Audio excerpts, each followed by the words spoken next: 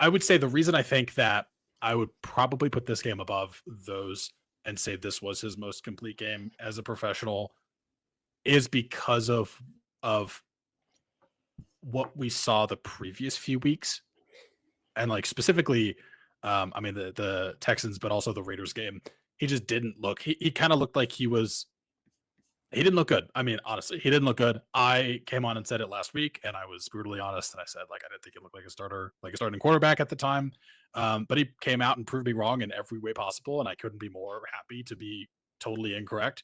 And I'll eat my crow. And the reason, again, I think this is such a huge game for him is because he was able to um, come back in this fashion after two more questionable at best games to turn around, come back, and yeah, you're playing at home, and yeah, it's a mini bye week, but you're playing absolutely the biggest game of your career so far, biggest game of this franchise in the past decade, and it's against, you know, obviously our number one rival that we've always been like, we got to get over the hump. We got to get over the hump. Can we beat the Chiefs? That's like the litmus test for the Broncos is if you can't beat the Chiefs, you're not going anywhere.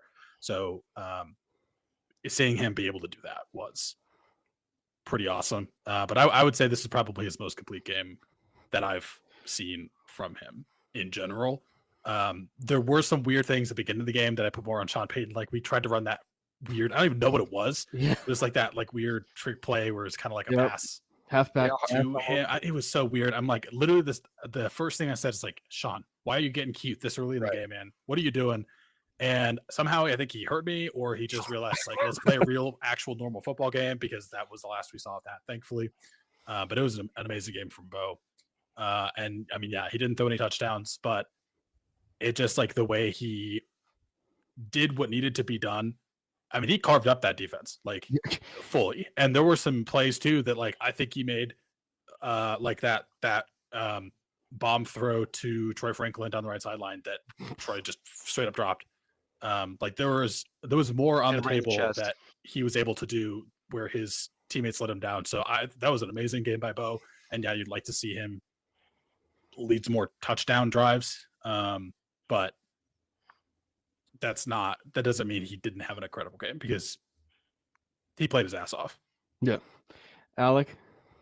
Yeah, I mean, I in terms of, you know, how you rank it in terms of overall performance, right? Like there's statistical performance, and then there's the just importance of the performance overall. For what this game represents, it was his best start of his career. Mm-hmm. From obviously, you know, he threw for almost 300 yards and he didn't have a touchdown, but he got the ball in spots where he needed to, and he did the things that he was getting critiqued on, which was the deep ball. Aside from Troy taking that ball off his chest, he catches that. He's damn near perfect from beyond 20 yards this game.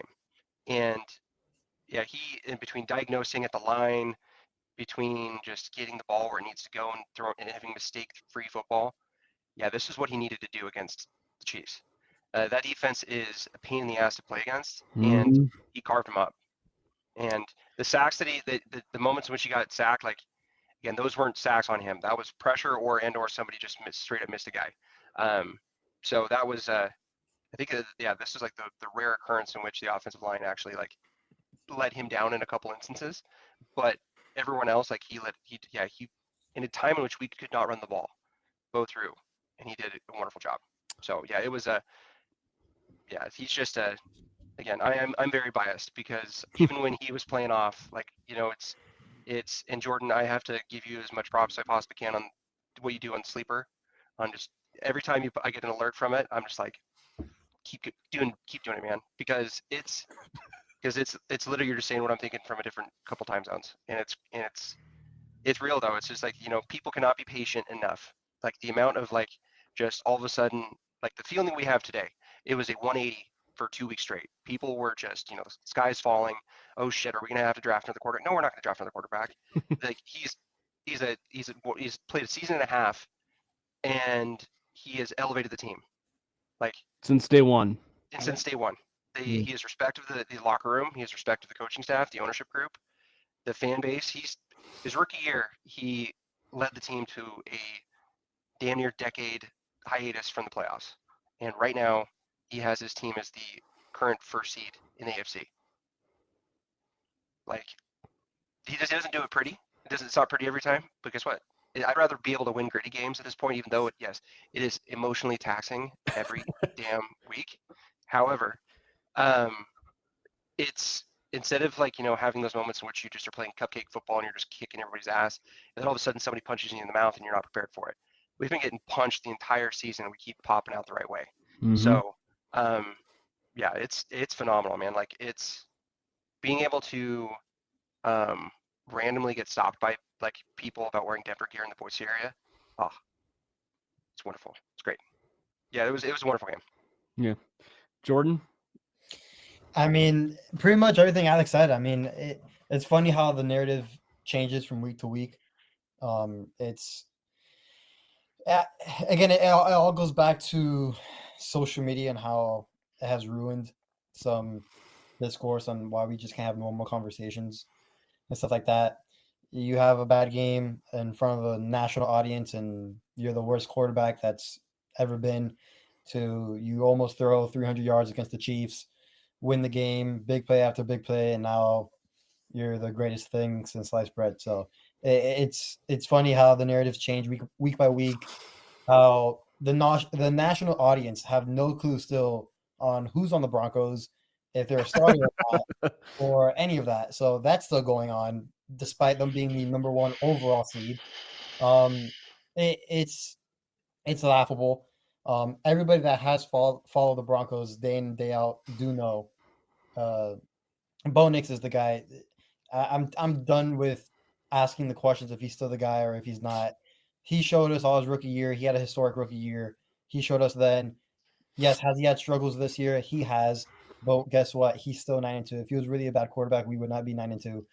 And he has proven day in and day out, every fourth quarter, he would lead us to a victory. And I thought Chris Sims, not Phil Sims, Chris Sims, said it perfectly today on one of his breakdowns of Bo Nix. And I'm going to post it, I think, tomorrow. But he talked about how the Broncos offense is nothing special in terms of personnel and what they're doing, like play-wise. Like personnel-wise, we really don't have any superstars. We don't have a guy that can just take the top off the defense like consistently. And like there's a reason why the Chiefs went man-to-man a lot. We really couldn't win our reps. Like Chris Sims nailed that part down, and I've been saying that forever.